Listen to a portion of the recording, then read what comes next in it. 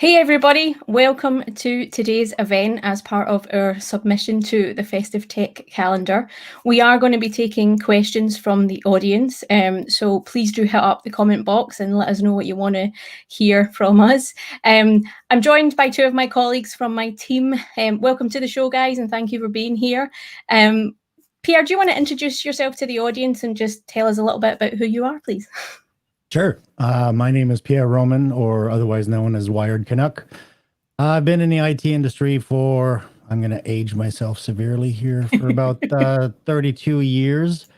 Done everything from help desk racking, pulling cables, all the way to, I think my last corporate job other than Microsoft was director of IT for a multinational for all of North America.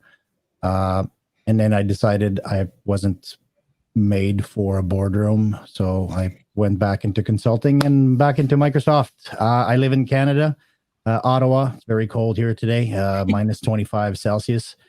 Wow. And yes, I used to have hair. I just wanted to say you're super old. But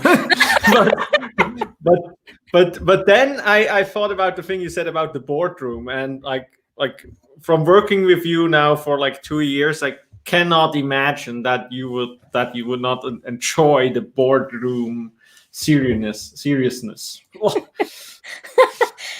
Thomas, do you want to introduce yourself to the audience as well, please? Yes, I'm significantly younger than Pierre. Not that much. Yeah, I joined the team, I think, this awesome team, I think almost 2 years now. Before that, I was a Microsoft MVP and worked mostly with Hyper-V and Azure Stack and all that like Windows Server stuff. And I kept on doing that. So I'm mostly working in the hybrid space these days. So everything which covers IT Pro and hybrid topics, as well as a lot of blogging about certifications and how people can actually get certified with learning some awesome Azure stuff. Awesome. And for those that don't know me, my name is Sarah Lean. I am the cloud advocate based in Scotland. And I've been in the industry for about 14 or 15 years. So again, much younger than someone else in the panel today. And I'm a dyed-in-the-wool IT pro or infrastructure engineer. I love racking and stacking servers. I do miss that. But I'm now trying to figure out how to do infrastructure as code and do all of that fun stuff. So it's been a good journey joining the team. I think I've been here for about a year now as part of this motley crew of team. So it's been much fun. So today, it yet? No, not yet.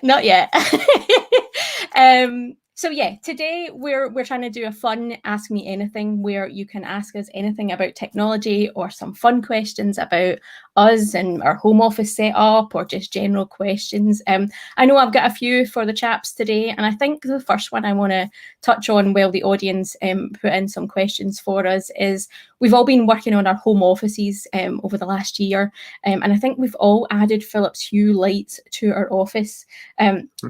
Pierre, do you know how many you have? And Thomas, do you know how many you have within your collection? Because I think we've all got lots. I think I have 8 in my office. 8? Wow, Thomas, nice. you're going to beat us with that number, you know it? I don't think I'll do. I don't think. Well, there's too many lights, to be honest. I think 1, 2, 3, 4, 5, 6. No, I will not beat Pierre in the office. In the office, but I mean, I think we don't have any light which is not a Hue light.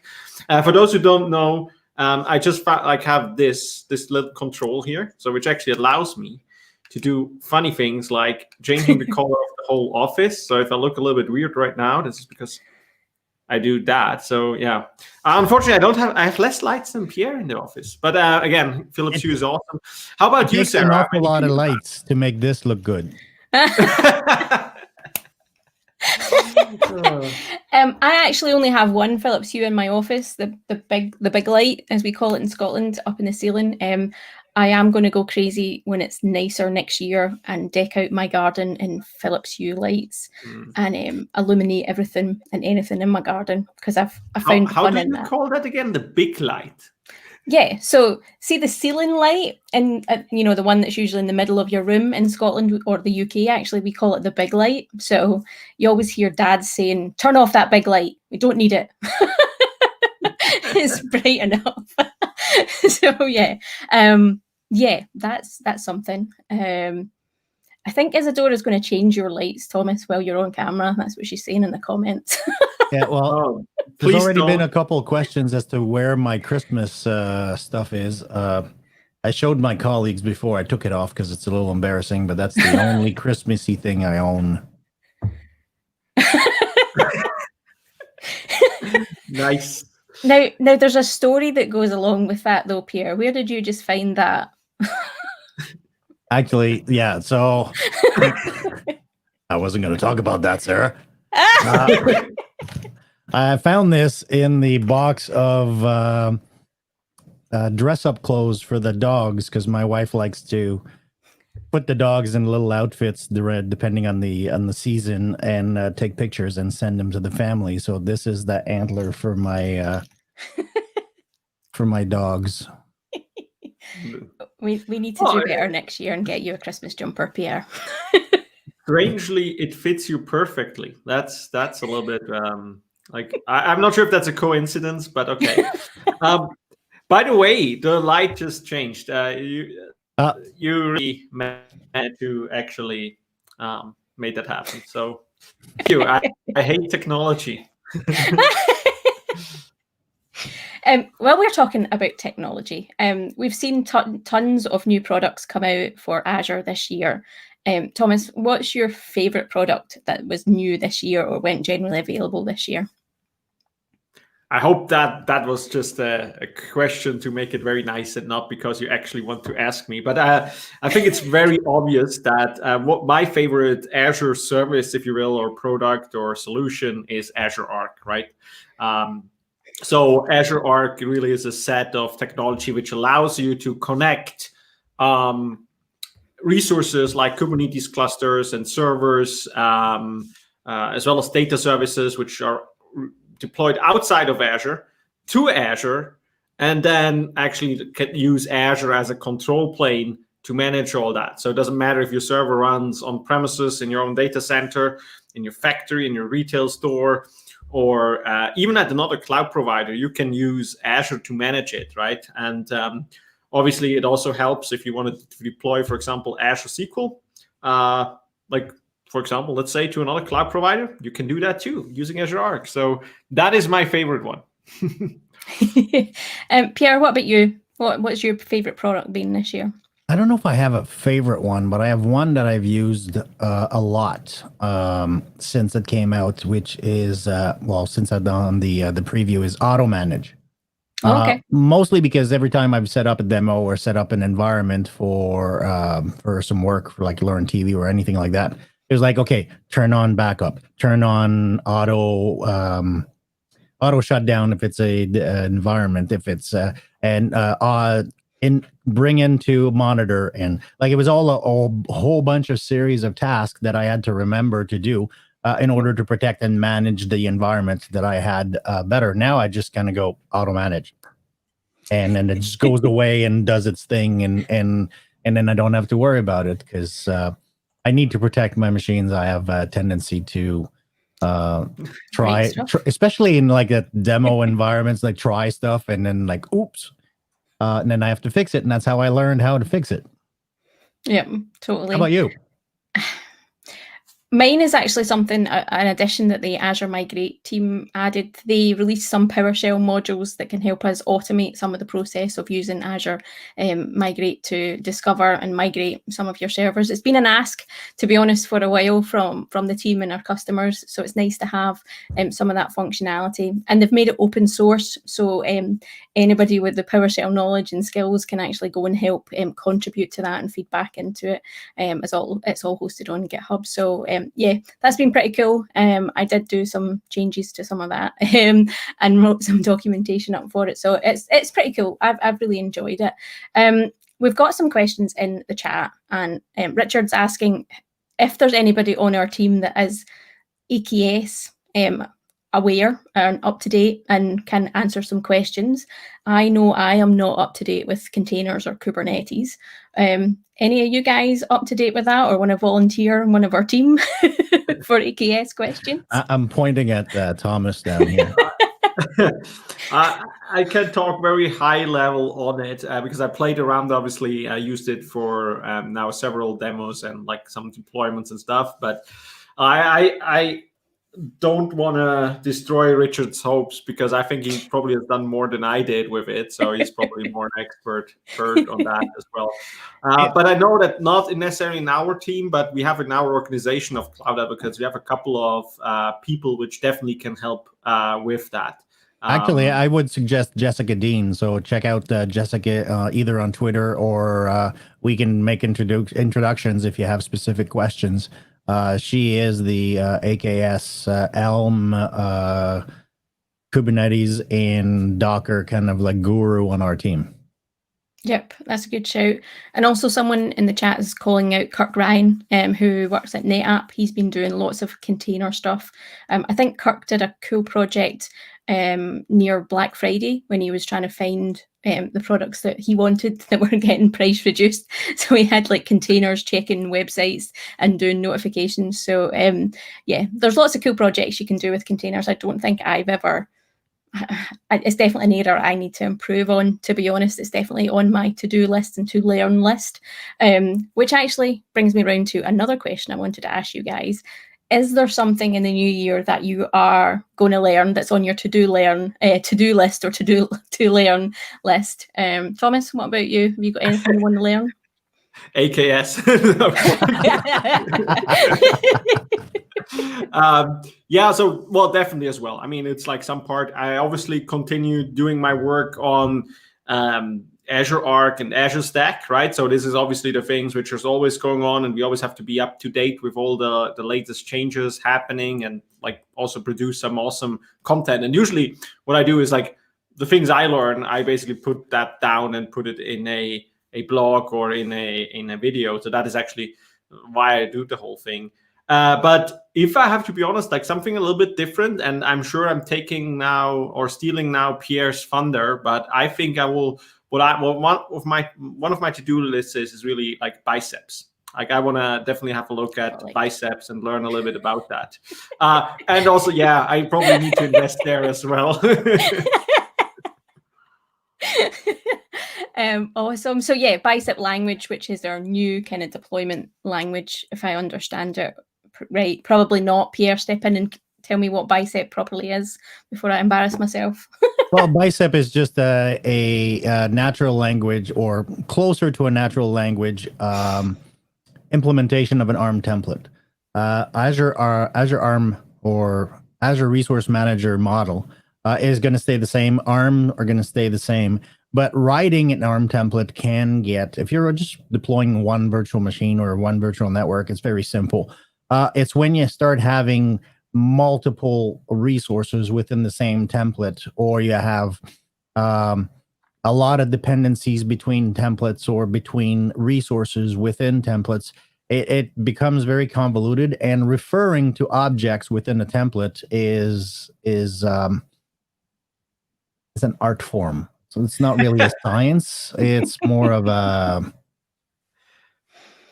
kind of aim, and well, it's like a shotgun approach to a barn door. So you take a really wide approach to it and try to figure out which works.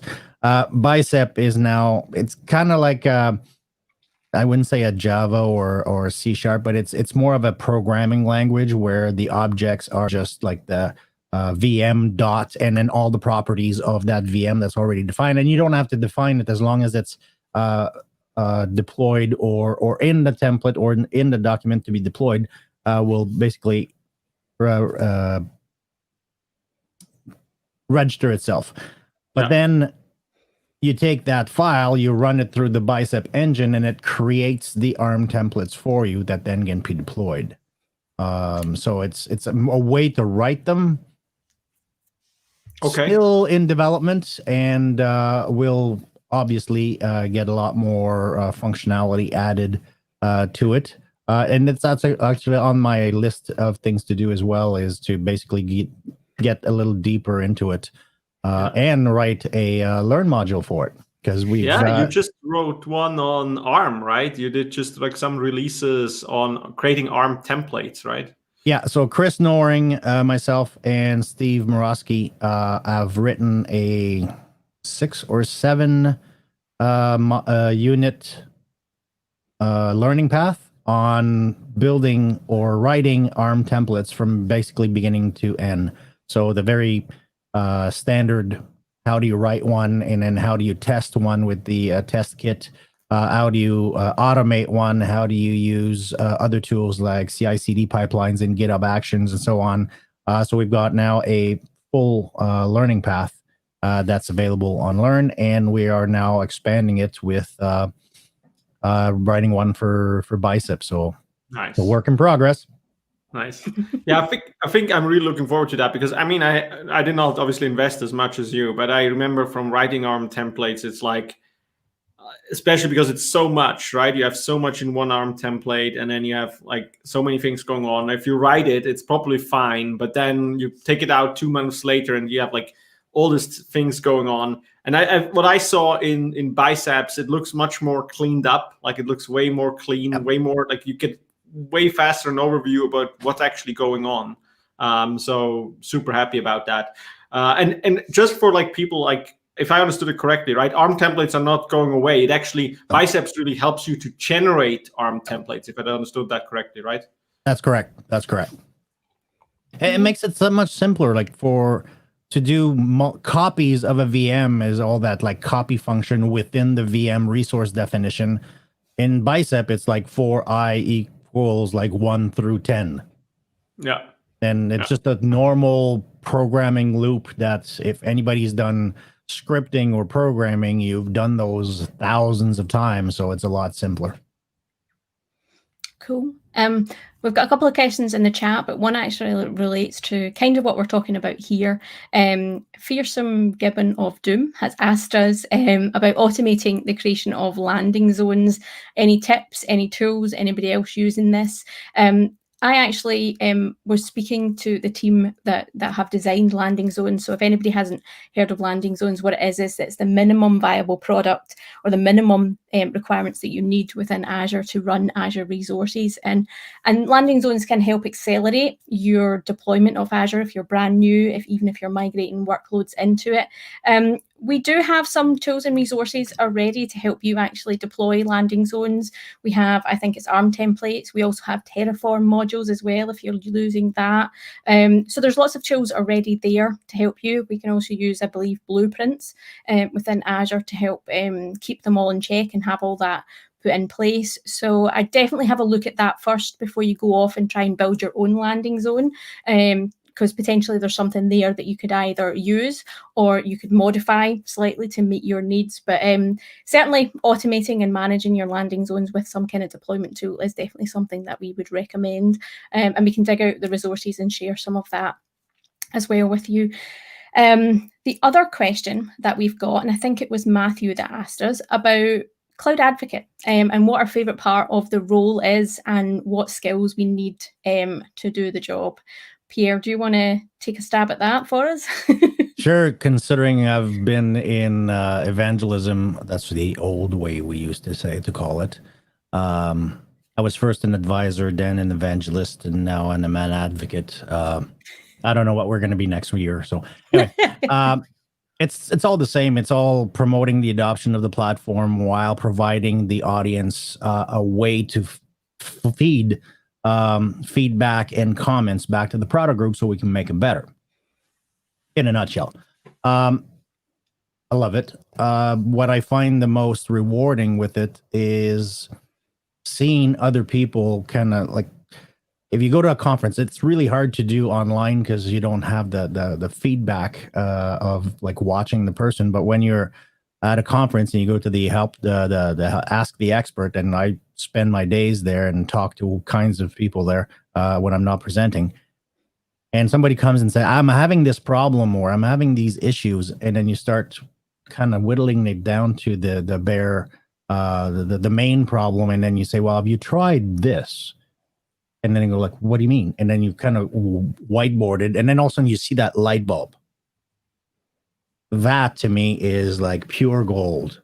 And then I take that and I make some notes. And if you're ever with me and anywhere and you see me pull out my, yes, I am old and I still write notes on paper.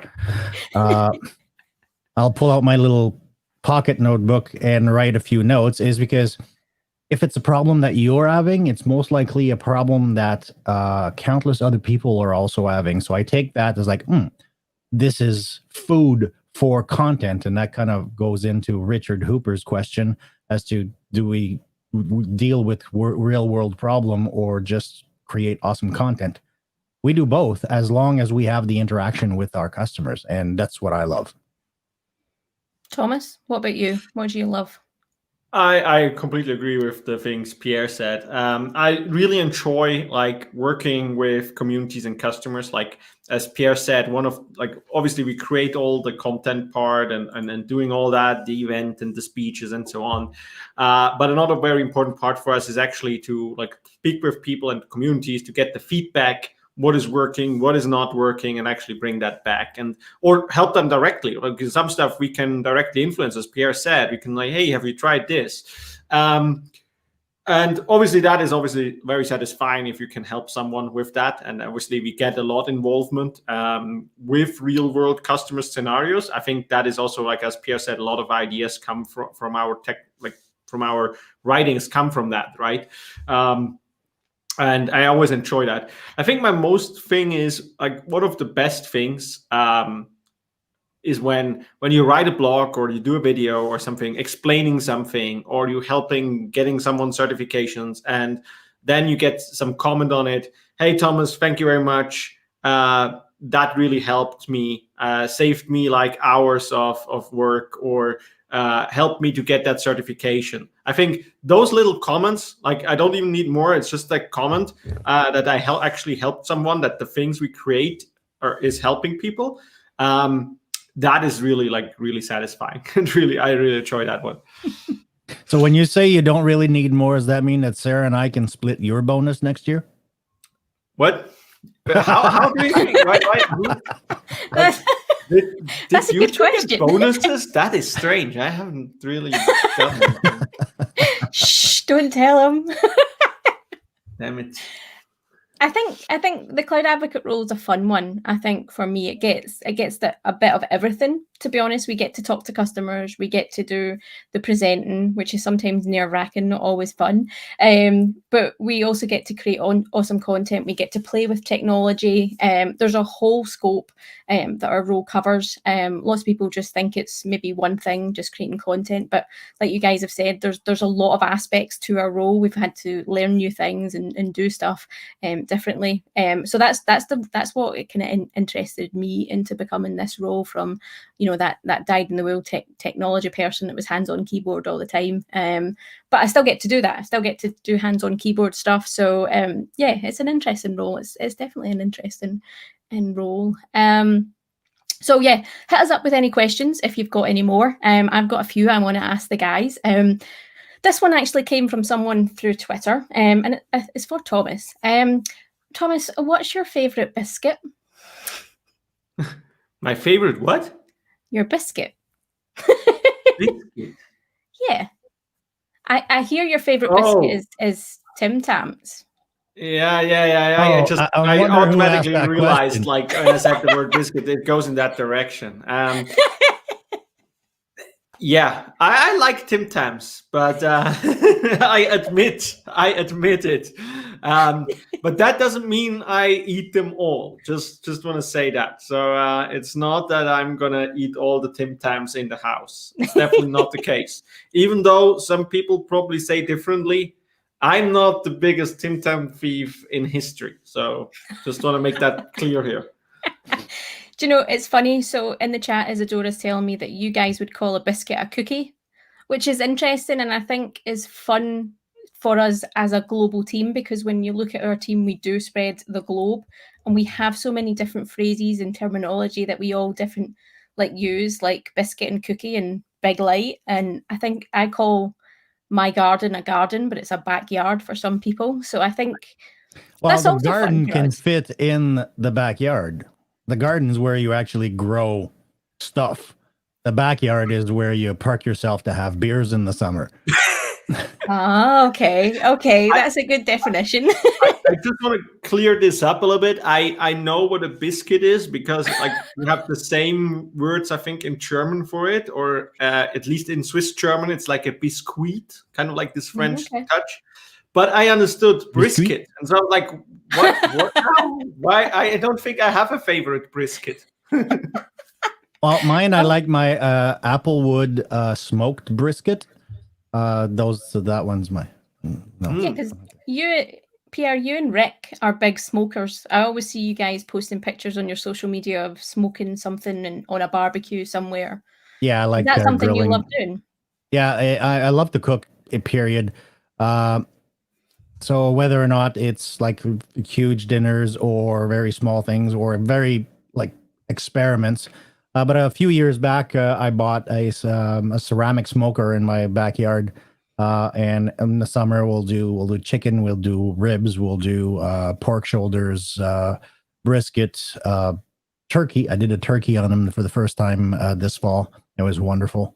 But it does not come without some risks. What, food poisoning? No, I was the smoker.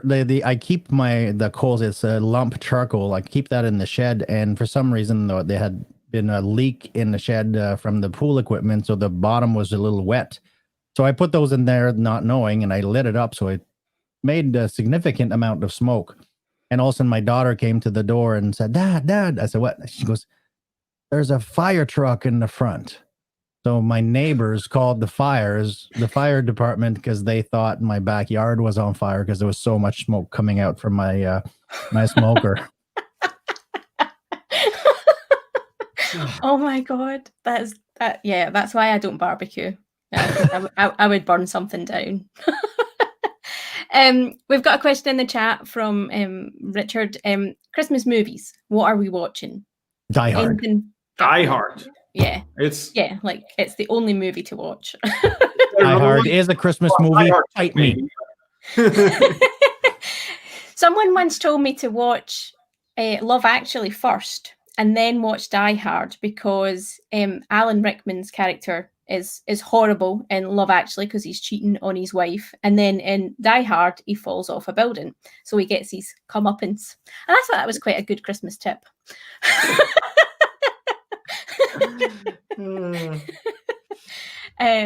So yeah, Die Hard is definitely on my list to watch. Yep. So yeah, I'll be saving that for Christmas Eve. So yeah. Well, Die Hard is my Christmas movie. It's not necessarily the family Christmas movie. My wife has actually lined up two of them. I don't know. I'm gonna die, I think. The Christmas Chronicles and Christmas Chronicles 2, which I haven't seen any of them. Apparently, it's with a thin kind of fit Santa. I don't know if that's possible. Kurt Russell isn't fit or skinny. His not? wife Okay. might be. I don't know. Like I said, I haven't seen it. I just saw the poster. So that's what we're planning for Christmas Day, considering that we can't leave the house and business are shut downs around here. So Isidora just tricked me like a couple of days ago in watching a Christmas movie, and she started with like it was like done by Hybrid Productions. Like, oh yeah, that sounds like fun. That must be something very interesting. And yeah, it was one of the typical Christmas movie. Everyone was at the end. Everyone was happy and having cookies and biscuits and stuff like that. So yeah. So going down the Christmas movie theme, Anthony is asking us, because Gremlins 1 took place at Christmas time, is that a Christmas movie? No. But it's set at Christmas time. Yeah. You've all gone quiet. Not every movie like during Christmas time is a Christmas movie. It's not everything is like Die Hard, right? It's like because Lethal Weapon 1 as well is set at Christmas time. And people say that it's a Christmas movie because it also has Christmassy family themes attached to it. Because there's a pine tree in the movie doesn't mean it's Christmas. I have to disagree. So I bought the box set of Lethal Weapon a few years ago and made my family watch I think it was 3 of them I bought, and we watched 3 Lethal Weapons on Christmas Day. They hated me, but it was fun. I enjoyed myself. So yeah. What else have we got? Questions? And the chat room seems to agree with you anyway. Totally. It's like totally. I'm totally down for the carnage at Christmas. So yeah, that's my family reunions normally. Isadora's asking me about my Christmas jumper. Technically, it's a t-shirt because it's far too warm still in Scotland for a jumper. I actually only bought this the other day because I realised I didn't have anything that was appropriate for this live stream. So there's unfortunately no fantastic story behind this. So yeah. What are the odds that Izzy bought Thomas's jumper though? That first of all, it's a pullover. Oh, sorry. And secondly, no, I think I bought this one. If I make a mistake, I get killed. But I think I bought this one by myself. Okay.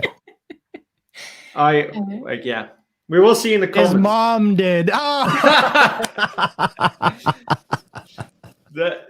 That is unfortunately. Well, there should go be another one. That one, like this is purely my taste. Like you can see. I mean, how beautiful is that one, right? I mean, oh. Did one of you order the Windows ugly Christmas sweater? They were available. Yes, but I haven't received it yet. Yeah, I saw that they come like after Christmas, so they come in January or something. Which is, well, we're gonna store it for another year, but we could confuse everybody and just put them on in like January or February maybe, and confuse people. To stretch it out. So yeah, those are cool though. Did anybody in the chat order one? Has got one? Let us know. They definitely seem very popular on social media. I think one of our team, Caitlin, posted a picture, didn't she, of the awesome packaging that came with it. It looks like it's proper high-end packaging, and they've really thought out the jumper as well. So yeah, that'd be cool once it arrives. Richard Hopper got one, and I'm surprised that Adam Jackson did not. Yeah, come on, Adam, you need to order one of those. We want to see you in your ugly Christmas jumper. So yeah, other questions. Anybody got any questions for us?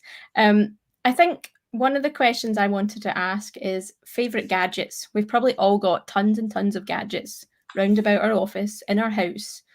What's your favorite one, Thomas? That was difficult. I was wishing you would ask Pierre first. I have way too many gadgets, like really way too many. It's tough. It's tough to actually point out. I obviously like all my Surface devices. Really. How many do you have, Thomas? Do you have the tattoo yet? I think I sold a couple. I only have now 5 left. But yeah, I think the Surface Pro X is really one of like my favorite devices I have. Not necessarily my favorite gadget, but like my favorite device. I also just realized I think it was a couple of months ago, I cannot even realize like that even my toothpaste is an IoT device and it's connected and it needs firmware updates and stuff like that. So I'm not sure if that's now my favorite gadget, but my toothbrush definitely needs firmware updates. So I'm not really sure what that makes it now. But Thomas, does it tell you if you've brushed too little and too hard and stuff like that? Yeah, it does tell you that. But it's like, I think you can also make records on how you brushed and all that, and then watch it on your phone and stuff like that.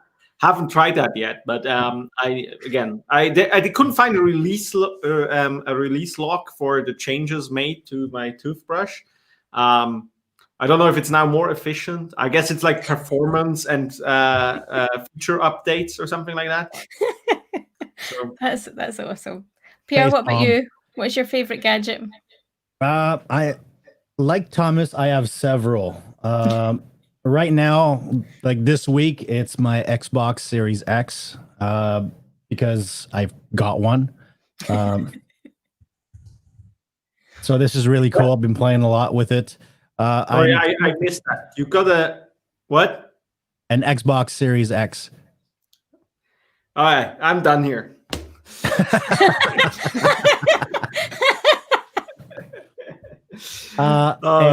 I'm expecting my next favorite gadget tomorrow. I've got a PC coming from Origin PC. It's a custom built machine that we ordered. I'm a little sad that I didn't get to build it myself, but Microsoft purchasing, they wouldn't allow us to do that. But I might. I'm not guaranteeing. I'm not going to take it apart and see what's in it. So looking forward to that. And then there's all the stuff on my desk that I use, like my Go XLR mixer is a gadget that I use every day, and that is a godsend for us. And just anything that is shiny and makes blinky lights warms my heart. That audio device you have is fun in team meetings because Pierre likes to capture phrases that we say in team meetings, like that, and then play them over for dramatic effect in our team meetings. So empower. That's a favorite gadget. That is my favorite gadget. The attention span of ferrets on cocaine. So you always have to be careful when what you say in a meeting because I'm recording. Yes. You are dangerous, Pierre. You are dangerous. I think my favorite gadget that I've just bought, and I don't know if this is a gadget. Maybe it is a gadget. So I bought a GoPro camera. I've always wanted one. I've never thought I could never justify the money, right? Because they're quite there's a lot of money in a GoPro camera. I finally found one. It was secondhand, but it's in good condition. So I'm looking forward to actually doing some stuff with that. No idea what I'm going to use it for. Maybe some videos for work, maybe some scenery videos in Scotland. But yeah, that's my favorite toy. So I'm now walking around the house just recording random stuff. So I recorded myself making a cup of coffee the other day with it because I wanted to play with it. So yeah, that's my favorite gadget. So, does it come handy in your hikes in the countryside? Record everything. I'm hopefully going to use it to try and capture some scenery and stuff, and see. But I think the forecast's for rain for the next week or so here in Scotland, so might not be any good. It would just be rainy and grey and dull. But yeah. Talking about weather now, Pierre, you said it's really cold in Canada. Have you got snow or is it just ice? You've got what's the situation at your house? No, we got snow right now. We got about, I'd say total about not quite a foot of snow, like 30 centimeters of snow on the ground. This week is really kind of cold. It's kind of hovering between -20, -25 right now Celsius. But at least we're going to have a great white Christmas. So. Yep. I think we're having a wet Christmas. What about you, Thomas? You guys had snow in Switzerland the other week, didn't you? Have you still got snow? We have snow in the higher up mountains. Unfortunately, here we had snow. It's now gone again. I don't know if it comes back for Christmas here in where I live. Everyone assumes automatically because I live in Switzerland, I'm living on top of a mountain. Unfortunately, I live on the bottom of the mountains. But yeah, really hope, temperature-wise, it's okay. It's a little bit warm, 5 degrees, 12 degrees Celsius. I think around 5 right now. So I was and that's, for me, that's already cold. So I was suspecting, you said, it's not cold enough in Scotland. I was like, how cold is it exactly? It must be colder than 5 degrees. No, I think, wait till I see. Let me check the weather. I dream of 5 degrees. 8 degrees Celsius apparently today. Yeah, it's okay. In Scotland, that's shorts and t-shirt weather because that's warm for us.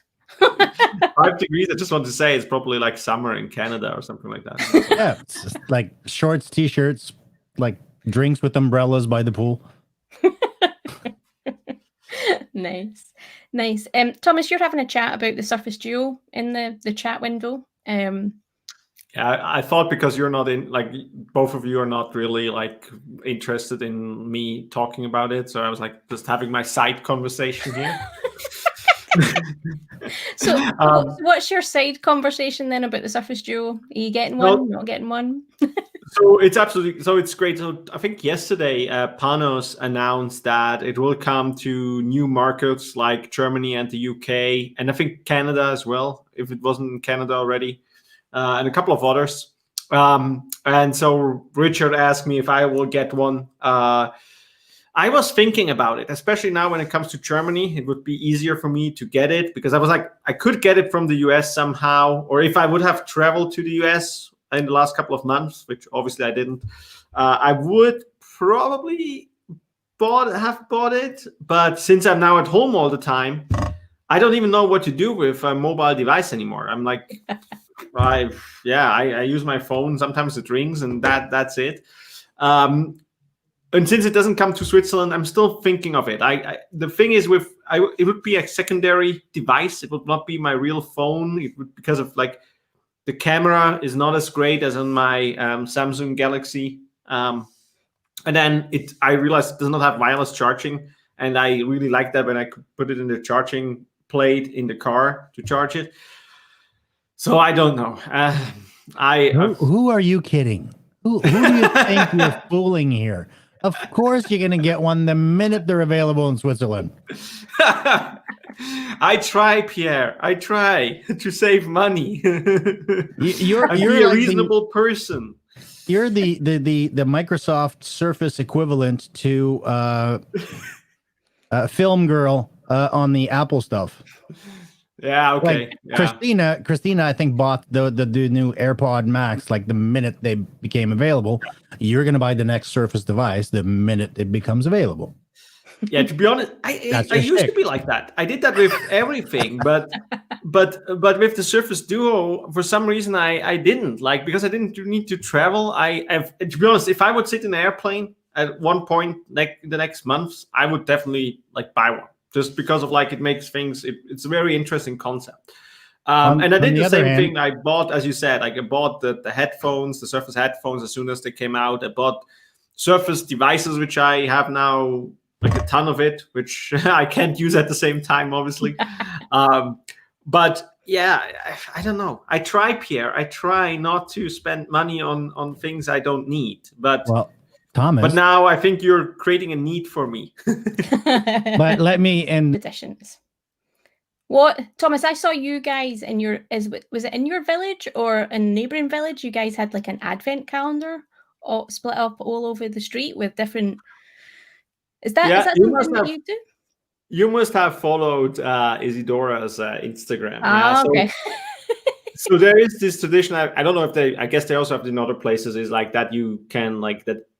You have this advents calendar thing where everyone people take a number and then they decorate a window or a place or something very festive for a specific date. And then you can obviously walk through the village and look at all these things. So yeah, that is something really funny. I see that I get a cat in the chat, so it's like, what is happening right now?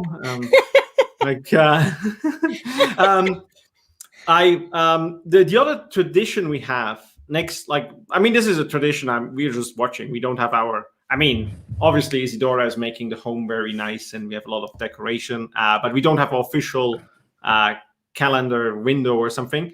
But what we do actually with my family is like there's always the same food on Christmas. So it's a roasted ham in a bread. So that is actually super delicious. It's so delicious because then the bread takes the taste of the ham and stuff like that. And so I really can't wait for that. That sounds awesome. So Christmas for me is me cooking the Christmas turkey. So yeah, I'll be juggling doing that on Christmas Day for the family. The new thing that we like to cook and is now our Christmas tradition is cooking Brussels sprouts and then frying them in bacon and then having the bacon with the Brussels sprouts. And honestly, you would never think that just Brussels sprouts and a bit of bacon would be an awesome combination, but it's amazing. If you haven't tried it, definitely need to try it. Yeah. It's just Yep. spot on. It's actually, we watched a documentary about the Queen of the UK, so Queen Elizabeth, and her Christmas tradition, and our chef was showing us some of the accompaniments that he does for their family Christmas, and that was one of the recipes, fried Brussels sprouts with bacon, and I was like, oh my God. It's amazing. What are you cooking for Christmas dinner, Pierre? Are you barbecuing, smoking something? I am going to do a big turkey because my daughters have moved back home. So the whole family's here. So I'm going to make a big turkey, and brine it for a couple days, and just do it in the oven regularly. Because right now, it's a little cold for me to be outside in the backyard by the smoker. So you mean you can't survive -25 with a barbecue? I can, but it's yeah. See, I'd like that. We need a picture of you, Pierre, freezing outside in your backyard with a barbecue on. That's definitely No. No. Just no. Is maple syrup part of your Christmas tradition? Will you be dressing your turkey with maple syrup?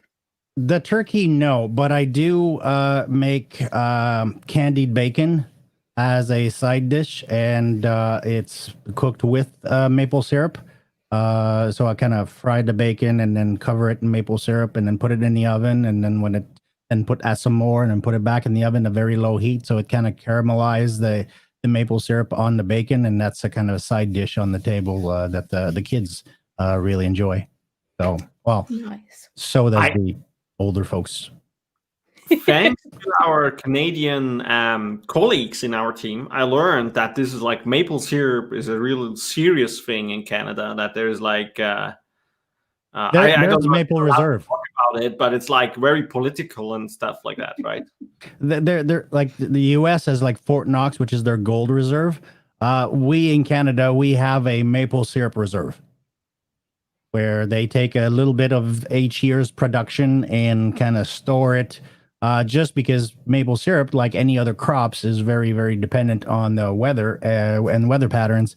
So in years where the weather's not good and we don't have a good season, they will infuse some of the reserves into the market in order to control the prices of maple syrup worldwide. Crazy. Nice. We were actually having a chat in our internal chat about bananas in Australia, and I think Sonia was saying they grow bananas where she is, which is Brisbane, if I've got it right. And right now they've had a bad summer or bad winter. They're just coming into their summer, and the prices of bananas are like really expensive right now over there because they don't import them, which just blew my mind. That's just a random fact while we're talking about food in different countries. I found it so interesting what we are talking about right now. In the Cloud Advocate, ask me anything. It's a true ask me anything. Talk about anything. We will enjoy that chat. Yes. So we're coming to the top of the hour, and it's been fun. Just to kind of close up, what's the rest of the week look like for you, Pierre? What does Thursday and Friday look like for you? You got anything exciting coming up? I have lots of meetings on content that we're planning for the new year that I'm kind of trying to line up. Writing a few articles so that we can have some content over the holidays, and try to finish everything by Friday because I'm off next week. Nice. Thomas, what about yourself? What have you got planned for the rest of the week? Yeah, so I have two big things and a lot of smaller things. But the two big things, one of them is actually a blog on something very cool for Azure Arc, which will be released, I guess, tomorrow morning European time. Something really new. I think if you Google it right now or ping it with or whatever you use, you can find it already, because there's a very cool stuff, especially if you want to try out Azure Arc. And then secondly, I'm gonna finalize and prepare everything for my Azure Friday recording this Friday, which is only the recording, but we will create a new episode on something very, very cool. Are you with the big D, Donovan? No, as far as I see, the schedule is with Scott Hanselman. Ooh, Fancy. rubbing elbows with the bigwigs. Awesome. Talking about Donovan, actually, Donovan is going to be speaking at the Glasgow Azure user group, which is the user group I run here in Scotland. So in a few hours, I think 6:30 p.m. UK time, Donovan is going to be giving us a session. So check out Twitter and stuff for details of joining in that. We'd love to see you there. So yeah, that's something I'm doing this week, Glasgow Azure user group. And then I'm on the Cloud Skills show tomorrow with Adam. And on, Nice. think we'll be on Learn TV around 3 p.m. I think. I'll need to check my diary so that I'm not late for that. But yeah, it's going to be a good one. And I finish up next week for Christmas. So awesome, people. Thank you so much for your time, Pierre, Thomas. It's been awesome chatting with you today and having some fun and banter with everybody. Appreciate big shout out to Richard and Gregor for organising the Festive Tech Calendar this year. It's been a good event so far. I'm looking forward to future content as the event's still running for the rest of the month. And thank you to everybody that was in the chat today watching. Appreciate all the questions and comments. If this is something that you'd like to see our team do more often, then we'll be happy to schedule some of this and do some more fun Ask Me Anythings next year. But stay tuned for lots of stuff on our YouTube channel, and remember to check out our blog at itopstalk.com. Thank you, everybody. Have a good day. Bye.